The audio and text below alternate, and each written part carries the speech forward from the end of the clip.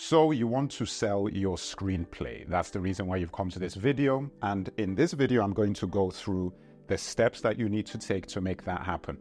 I'm a professional screenwriter. I've been in the business for over 2 decades. And in the last 10 years, I've sold 20 screenplays to studios and networks. 15 of those have been completely original work where I developed them from scratch, then sold them to the buyers. Over that period of time, I've obviously seen patterns in the reasons why my scripts were selling and how I was selling them. And I've been able to just formulate an essentially a guide of the steps that you need to take to increase your chances of selling your script exponentially.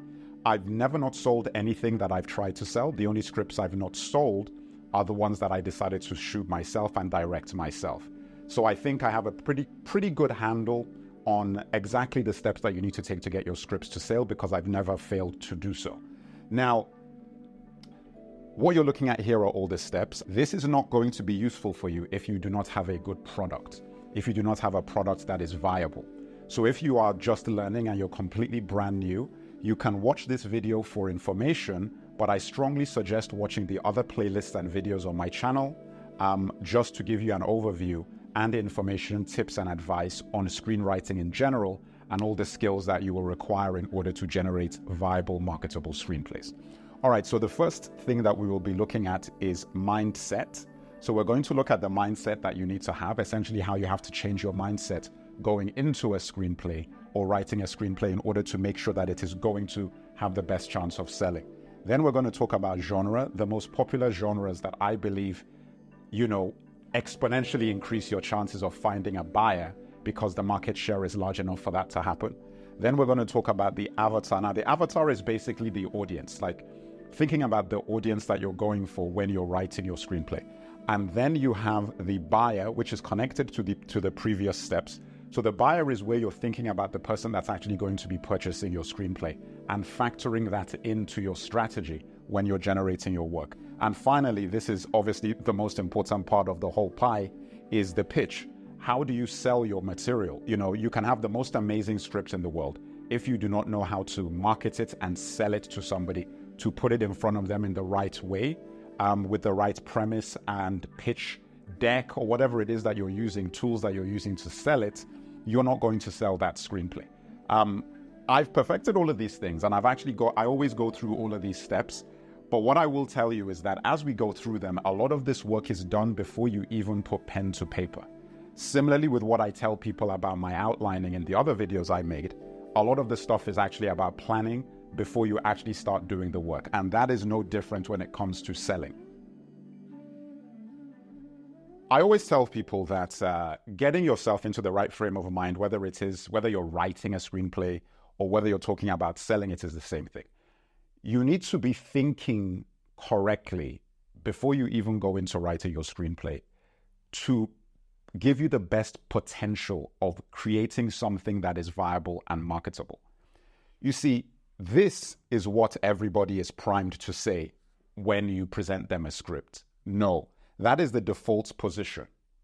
You're trying to shift them to yes. That is pretty much what you're doing. And anybody in sales will tell you this, that, obviously there are some people who are more likely to say yes than no. But I'm telling you that when it comes to selling your screenplay, people are not running around trying to give somebody $100,000 to $250,000 just because they say, here's a script and buy it. That is not happening. The default position is no, I do not want to buy this. I'm not interested. It's cool. It's a good story, so on and so forth.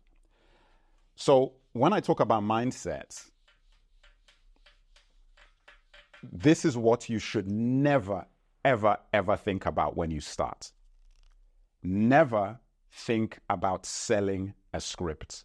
This should never be on your mind at any point when you start. I've never written a screenplay where I went into the screenplay thinking about selling it. It's just not something that is the primary thought in my mind. What you should be focused on is quality and marketability.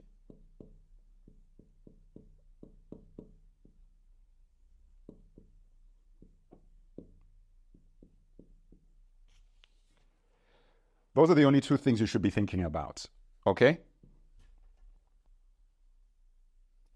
Now, the reason why I say this is that if you create something that is of quality and something that is marketable, this is what ends up happening.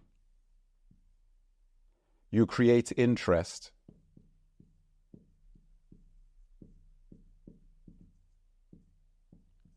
And interest leads to demand.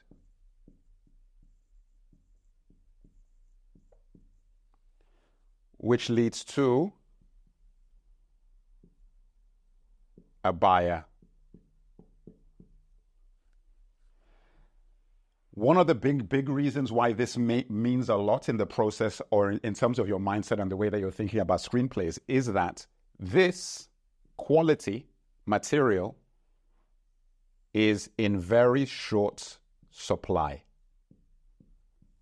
There aren't a lot of great scripts out there in general. There are not a lot of great scripts that get written every year.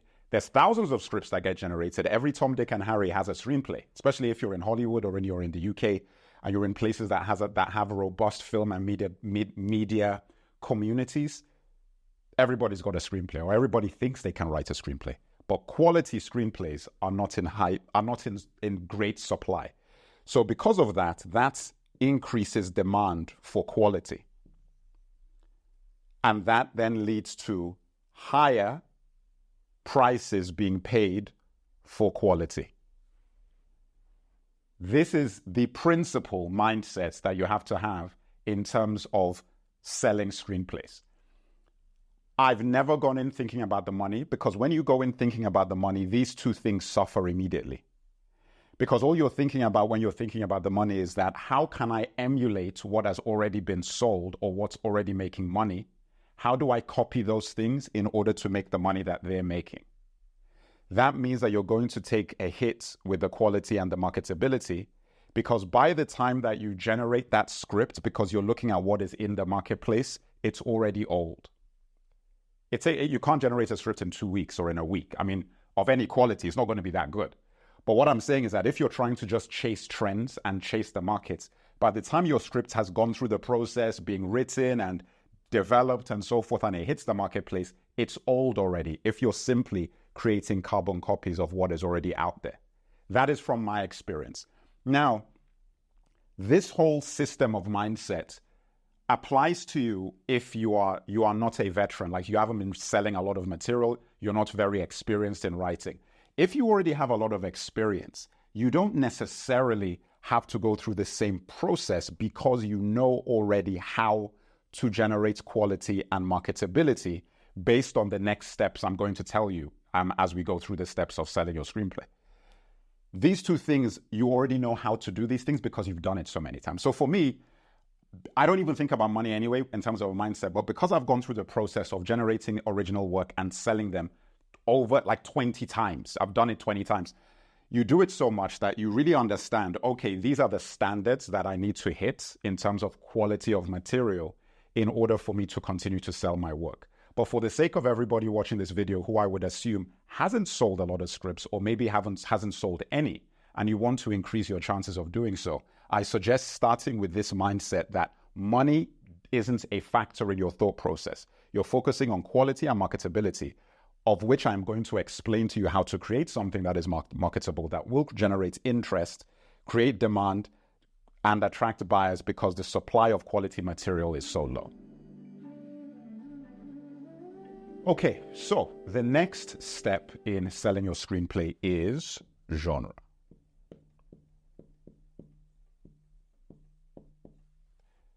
All right, so what does that mean? It pretty much means what it suggests. The genre of your screenplay can have a dramatic effect on, or impact on, the marketability and viability of your screenplay, okay? So genres could include, action, fantasy, drama, sci-fi, all of these things are different genres of screenplays.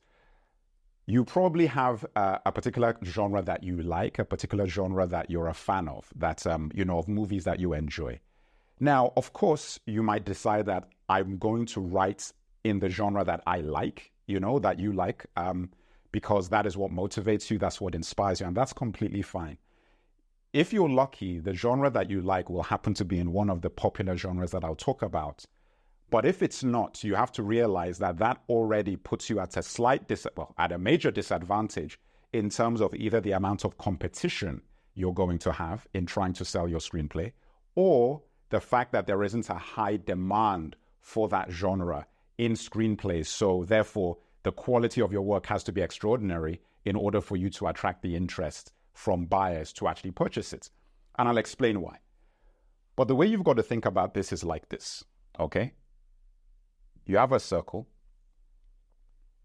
and you have race, you have gender, which is already within the circle of your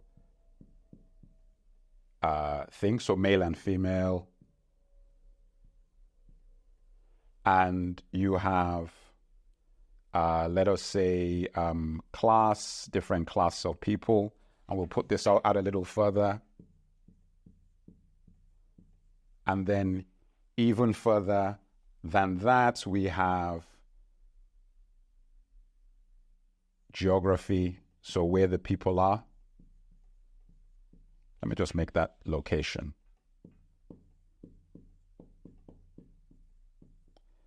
Okay.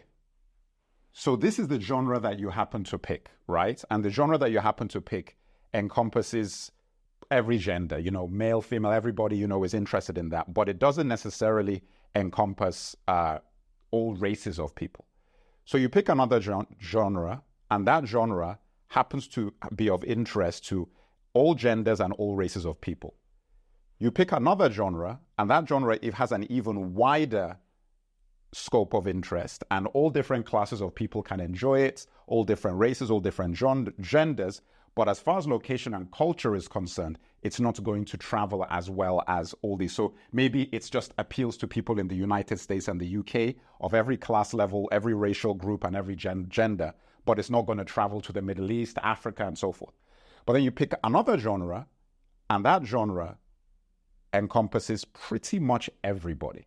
That you're going to be able to sell that genre of script to any race, any gender, any class, any location in the world. What do you think, script-wise, will generate the most interest from a producer or a financier who's savvy about acquiring scripts and understands the profit margins that they would need to, that they could gain from producing a script of a particular genre? Of course, they're not, if they've got a choice between this and that, they're going to pick the screenplay that encompasses everything. It's just pure logic and business. So the question that you'll be asking is that, what genres encompass the widest scope? They are, I won't even leave you hanging, horror, action, romance,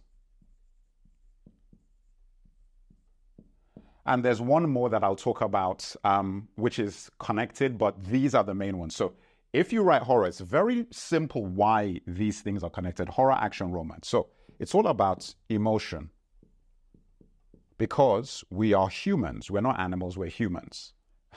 So, well, we are animals, but you know what I'm talking about. So horror is connected to fear. Action is adrenaline, which the emotion is excitement.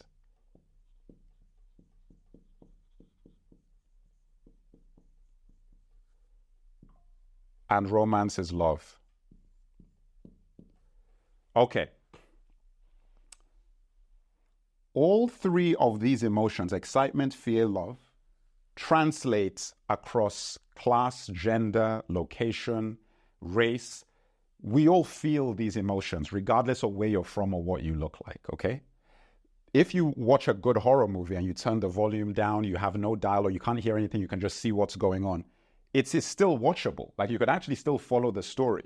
Similarly with an action movie, you don't necessarily need to understand what the people are saying. How many times if you're an action fan like myself, you watch Asian, Hong Kong martial arts movies where you have no idea what they're saying, or Bollywood movies with action that you have no idea what they're saying.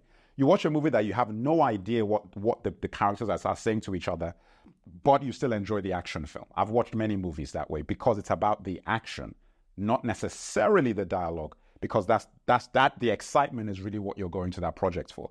Similarly with romance, of course, you do need to understand the dialogue to a degree, but the emotion in and of itself, once you can have subtitles or something to translate it for you, you will still connect with the emotion of love, regardless of what cultural background or race or whatever that those characters are from. This is the reason why these things translate so well, because the idea is that if you have a buyer, or a producer rather, let me actually go with a producer first. Let's go with a producer. A producer is the first port of call for a writer. So you're going to your producer. Your producer is going to be thinking about, how am I going to attract a buyer to this screenplay? How am I going to get a buyer to buy in and to purchase this screenplay? Well, I'm going to have to convince this buyer that this screenplay is going to make a movie that is going to be profitable. The producer has an easier time of doing that if he can prove to this buyer that, listen, I've got an amazing horror movie and I can sell this internationally. I can go to the Cannes Film Festival, I can go to Toronto, and I can pre-sell this to every territory before we've even shot a roll of film, just because of the actor I can get attached, the kind of horror movie it is, and the performance of horror films for the last 20 to 30 years. That's very easy to do in that genre. Similarly with action, there are action production houses that only produce action. Similarly with horror, they only produce horror movies. And the reason why they're able to survive only producing one genre is because of how profitable these genres are. It is very difficult to find a production house that only produces science fiction. It's not profitable enough to survive on just that genre. But horror movies have festivals. They have production houses dedicated to them, channels dedicated to them on TV channel. There's so much that you have in terms of support if you're a horror writer, action writer, or romance as well. We know how popular that genre is. So that's what the producer is really thinking about. It's like, I want to generate interest from one of these. If you're writing in one of these genres, you're already winning. Because if you think about point one, where I talked about mindset, you're already going into here, not thinking about making money. You're thinking about creating quality material. So imagine if you can create quality material that is also, and this is all layered as we go through each step. It's quality material that is marketable because it is one of these genres. And the producer now knows that I can take this quality script in these genres and present it to an investor or buyer, of which there are many for these groups. And they're going to be interested because this thing is going to stand out against the other material that's in the field. The fourth one, which is honorable mention, which is the genre that I've sold that the most in, is actually thrillers.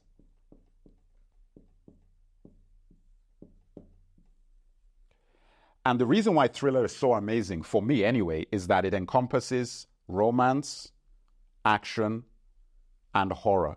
There are elements of all three within thrillers. This, though, I don't recommend if you don't have any experience in writing and you're just starting out and you're thinking, I want to develop to a point of selling.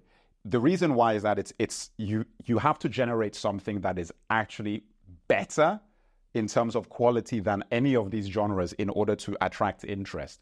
Because there are so many thrillers out there, and thrillers actually, because of how adaptable they are, there are action thrillers, sci-fi thrillers, horror thrillers, romantic thrillers. There are thrillers of all types.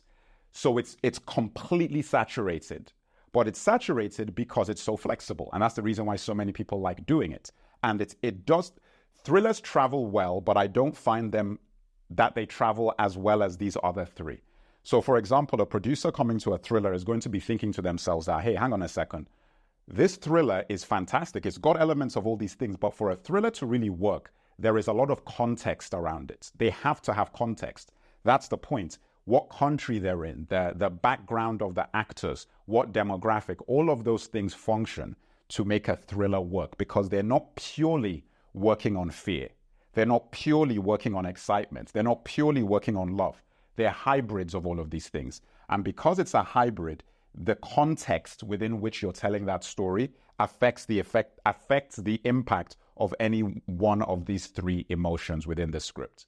Now, that is the reason why when I've written thrillers, I know it, and I'm going to go into that in the next step.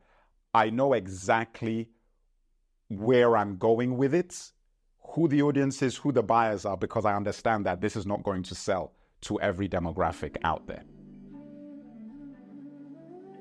So the next step is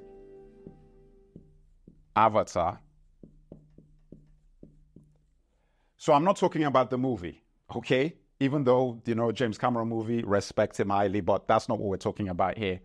We're talking about your audience and knowing who your audience is. Very, very big deal. Like, you'll think that, I'm selling it to a buyer, an investor. Why does this matter? Well, it matters because it's connected to the other two factors that I told you about. When I told you about your mindset, you're not thinking about the money, you're thinking about quality, you're thinking about marketability. When I told you about genre, you're thinking about the popular genres because you're trying to create the widest market to make it as easy as possible for a producer or an investor to jump on board.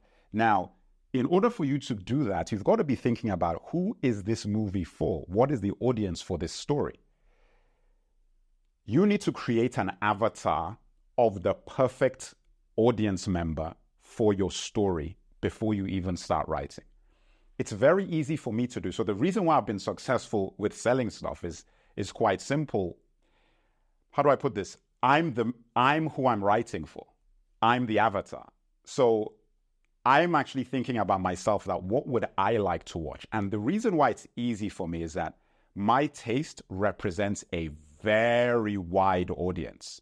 I'm a fan of action, sci-fi movies, fantasy movies, all these sort of films from the 80s and 90s and even 70s, because I grew up on movies. So my fan base and sort of the way that I see films means that my taste is replicated by a lot of people around the world. So if I write something that I will find entertaining, that I would buy a ticket for, within those genres that I named before, the odds are millions and millions of people around the world will also like that project. And a buyer or a producer will be able to identify this project as something that a lot of people would want to buy, okay? And we'll talk about this when I talk about pitching, because that is how you've got to convey that to the buyer, that is something that in case they can't see it, that is what you have. But regardless, avatar. So what you're thinking about is who, where, why, and when.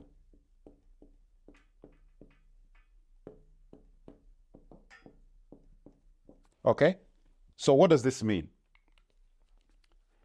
Who is the person? Who is the perfect audience member? You've got to break this down in your mind. That is it male or female? Is it both? Is it black, white, Latino, Asian, or is it all races?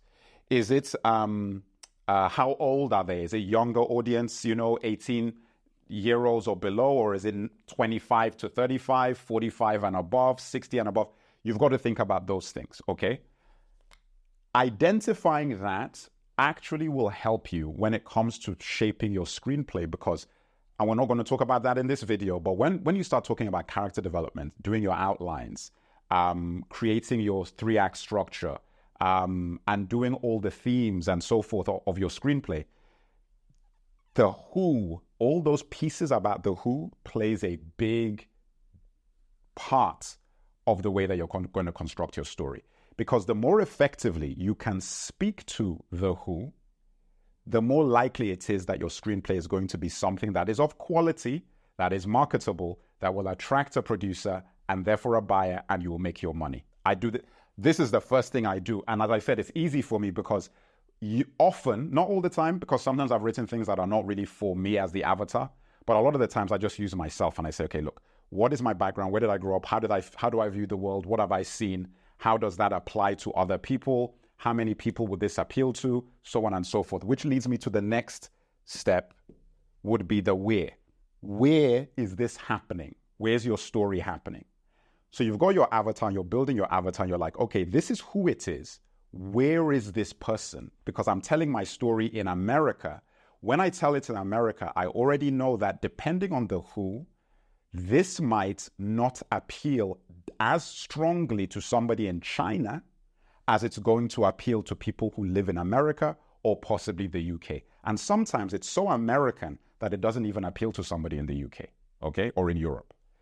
Making a decision like that automatically shrinks your sort of scope a little bit, depending on what genre you've picked. But at the same time, if you've happened to have picked horror as your genre, even when you're thinking of the we're being like, all right, look, it's American set, small town, the who, it's for male and female, 25 and under, it's a slasher movie. But at the same time, because it's horror, now that I know that I'm focusing on America, I'm going to put elements within this script that somebody from Africa or somewhere else is going to appeal to them. Maybe I'm going to include a character from those regions. Maybe I'm going to include some themes from those regions. You start making thought processes like that in order to widen your scope of marketability, okay? I don't really advise that in terms of, because again, that means that you're sort of thinking a little bit too much about the money and selling. Tell the story that is most effective to your story. You know, don't sort of try and manipulate it too much, because I think that that will invariably affect your quality. I never do that, and it's worked out for me. The next thing you go to is the why.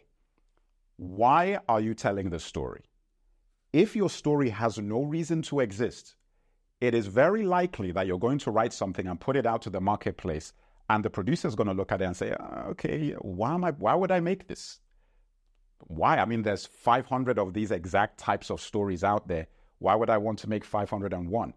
What is it about this story that is different from the other ones? You know that, I'll give you an example. So there was a big slasher craze in the 90s, and then Blair Witch came out.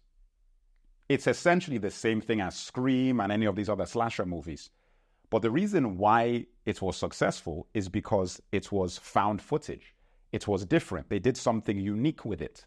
So because they made it found footage, automatically a story that is actually the same as so many stories that have come before it immediately became fresh and interesting. And they made it independently, very low budget, but it attracted a lot of interest from buyers when it went to festivals, and then from audiences because they were like, oh, we've never seen anything like this before, okay? So you've got to really think long and hard about the why your story exists, or the story you want to write about exists, and make sure that it's connected to the where and the who, because this is how you start building something that is just an undeniable screenplay that will attract interest off the pitch, even before somebody has read it, okay? Then finally, when. This is important within reason. So to be honest, I view, which is why I put it forth, it's not as important as everything else, because if you've gotten strong themes, you can tell a story that's set in 1800s that people will still be interested in today if the themes are strong enough and people can see a correlation between what happened then and what's happening right now.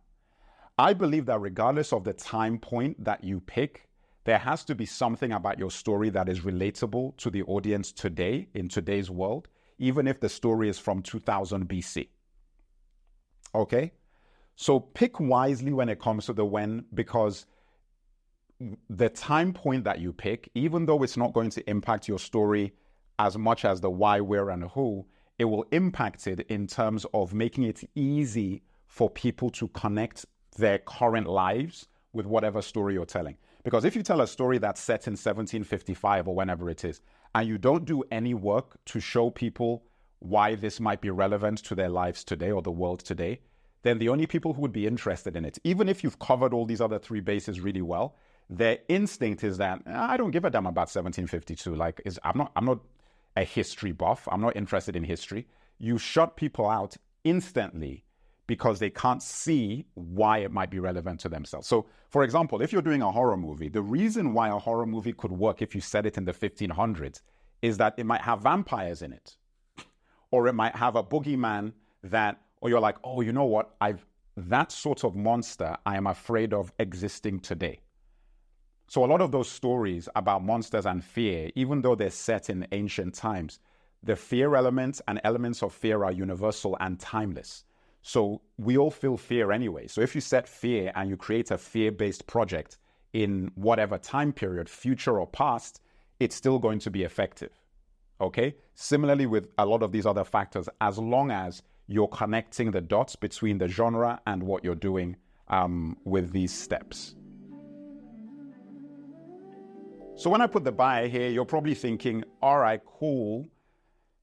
How does this factor in? Why are we thinking about the buyer when we're talking about writing the screenplay? Don't they just buy it if you present it to them? Why would you be thinking about them if you've already said that you should think about the audience and think about the avatar and so on? Your buyer is part of the audience.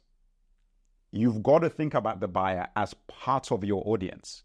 The buyer is not separate from your audience. That is the mistake I made initially. I was just lucky that I happened to sell things, but over the years I've developed enough to know that, oh, no, the buyer needs to be part of your thinking, like they're part of the audience as well. Don't think of them as this separate thing that, hey, buyers just exist to buy for an audience. They are part of the audience. So how do you factor this into your strategizing for selling your script? Very simply, all the things I told you about in terms of the who, why, where, and when, factor into your buyer as well, okay? You're thinking about, what kind of buyer is this? You're thinking about, what kind of movies have they made? What kind of movies have they bought? What kind of projects have they been involved with, developed? This is research that you need to do, okay? So you're looking at the buyer and you're thinking about the same things: who, why, when, where. And then you're looking at the buyer's history. And this leads you to the buyer's taste. Okay? Which is also connected to these things, because their taste will give you answers for every single one of these. Because there is no buyer that I've ever looked at that I wasn't able to define every single one of those from just looking at what they've made and what they've purchased. Sometimes you might have buyers that have never bought anything. Sometimes you're selling to people who have no history to look on. If they have no history, so this doesn't exist, what you then want to do is conversation.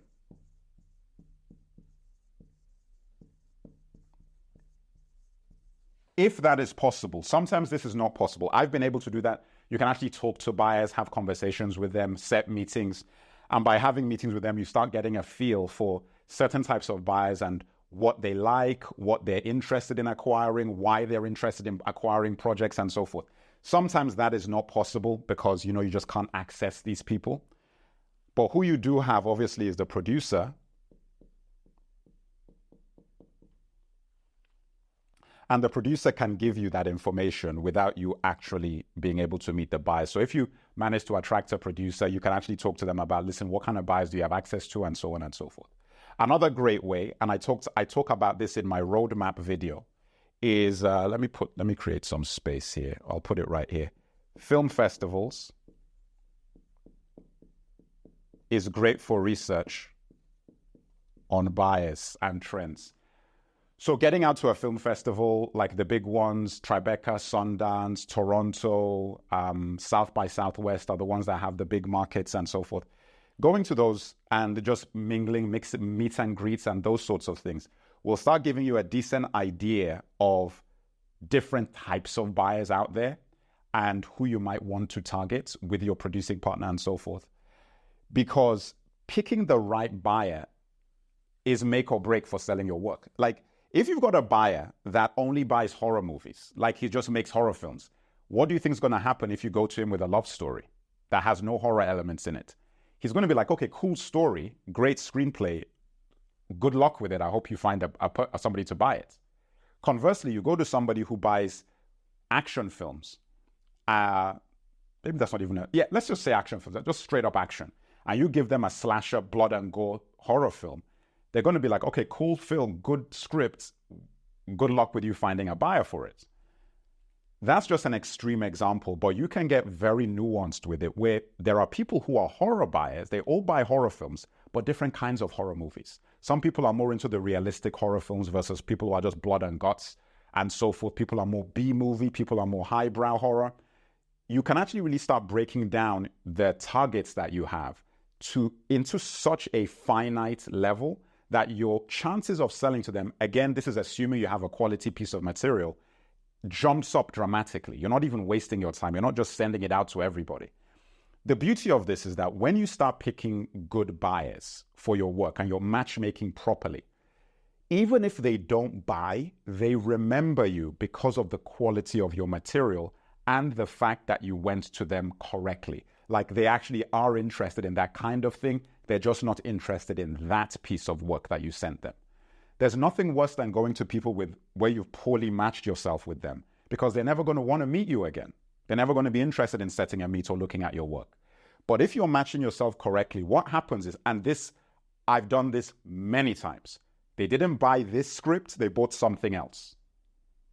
This studio didn't buy this script I took them, the studio bought something else 2 years later, 4 years later. That happens. Or even better yet, the work you send them is so good that they like it so much, they commission you to write something for them.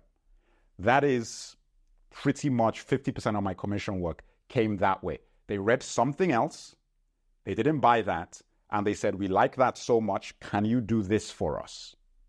And because I'd matched myself to them so effectively, the kind of stuff they made is that genre. They make that sort of material. They just didn't like that script for them at that moment. So they said, oh, this is easy. You've proved you can do this. Could you do that, but do it with this topic, this situation, and that scenario? There you've just made money with a commission where you're not even worried about writing something that won't sell because you're getting paid to write. Okay? That is why this is so powerful. And I know a lot of people don't really talk about this when it comes to selling screenplays, but I'm telling you that this really works.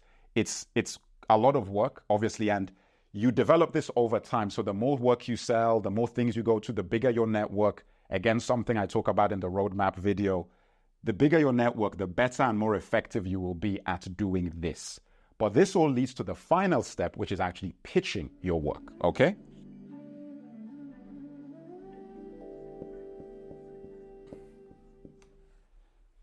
This is just the marketing, guys. So how do I put this? Like, you can have an amazing movie if you don't put out any good trailers, or the trailers are bad. Like that's even worse. You can have a film that is excellent, but the trailer is misleading or doesn't do a good job of selling how good the movie is, or it sells it to the wrong audience. So it makes the movie seem like it's an action film, but it's actually a very highbrow thriller.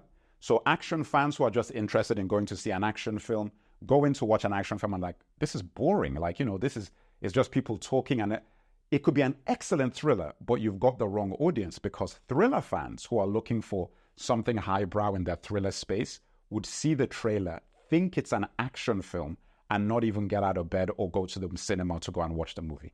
The same thing happens with your pitch for your screenplay. The pitch for your screenplay has to do a good job of selling your work to the right people. Every single thing I told you in the previous 4 steps goes into your pitch, okay? Your mindset, where you're talking about quality, you've got to convey the quality of your material. You've got to convey the genre of your material. You've got to convey the audience that you're targeting, the avatar. This is who it would be for. And for the buyer, it's got to be tailored for the buyer, so the buyer feels that I'm part of the audience, or this is something that I want to buy and acquire and get made. Same for the producer. You've got to connect all the dots.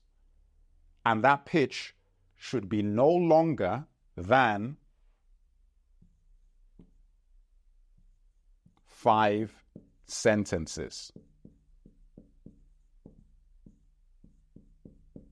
For the full pitch, and for the one just to get people interested, 2 sentences.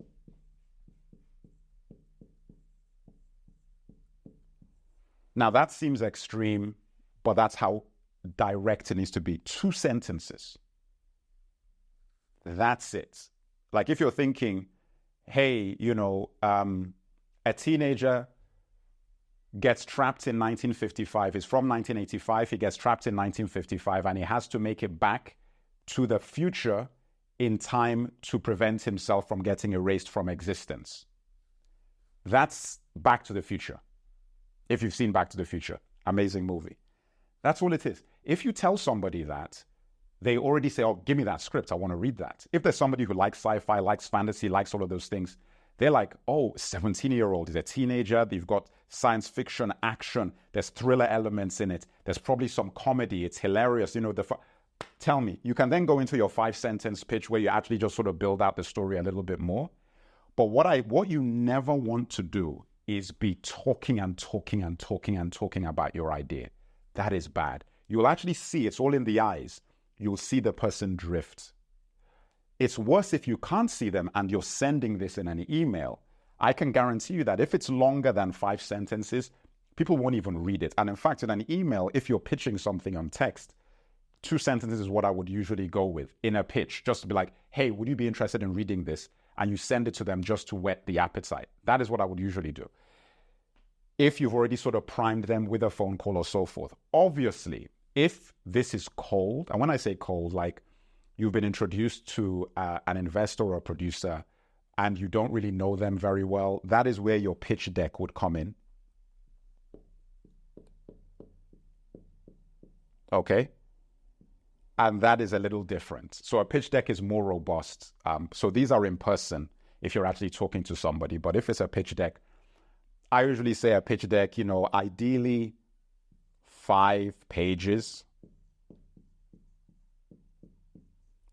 And that should convey all the things I told you in the first 4 steps. That is what your pitch deck is doing. You're giving your synopsis. So let me break this down for you. Hopefully you can see this side of the board here. So you're giving your synopsis. You're giving characters.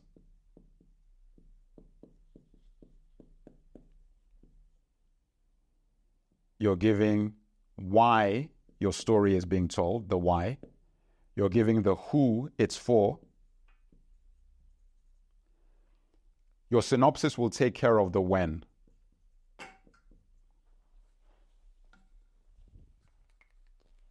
And the where. Okay, that will take care of those 2 things. And then finally here, after you've done all of that in your pitch,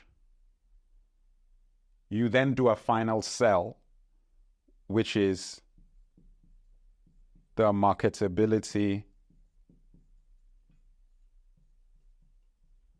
which is sort of a wrap-up of why you think this would be a successful project and so forth. And I don't spend too long on that, because if you've done all the work here properly, it should be obvious by that point as to why it would be marketable. So you're just really reiterating and reaffirming the work that you've done earlier on.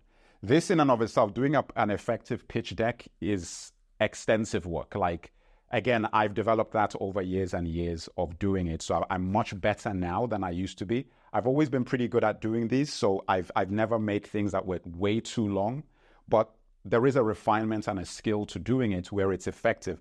But a pitch deck is only effective if you take on board all the other 4 steps that I've mentioned prior to this. But yeah, guys, that is it. That is how you sell your screenplay. That is how you can position yourself in the best place to start selling. But there is a thing with this that I haven't talked about yet, which actually makes a difference for everything. And I'm going to show it to you now. Here, when it comes to selling,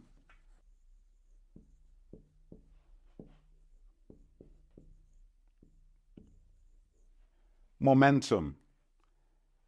When you sold 1, it gets easier to sell a second one. You've sold 2, it's easier to sell the third one. You sell 4, it's easier to sell the 5th. And then by that time, it's hand over fist. Like, people just know who you are by that point, And I remember for me, it happened by my 5th sale of a script. At that point, it wasn't that hard anymore. Then it just became a case of desire and will to generate the material.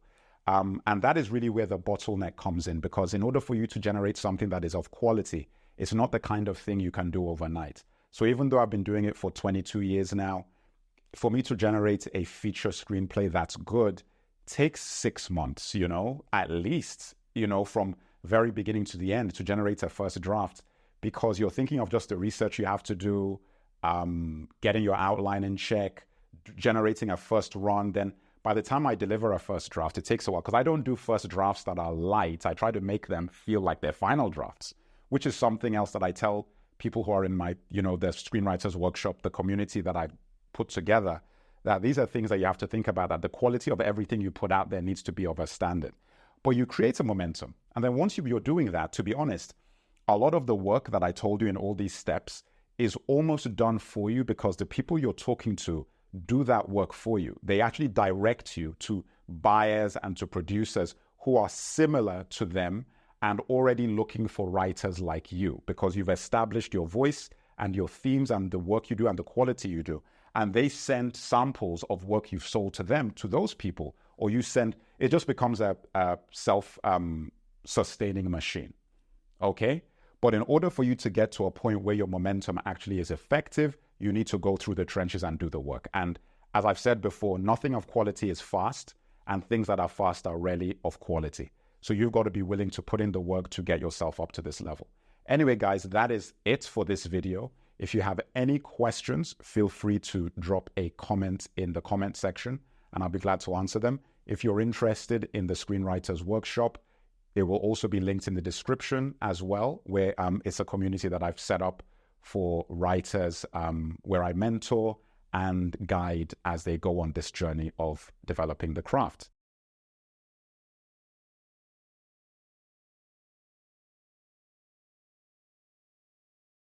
I'm assuming, before we go into this, that everybody who's coming to this video already either has a proficiency in screenwriting, so you've already written a script that you're trying to sell, or you have the skills to generate a script.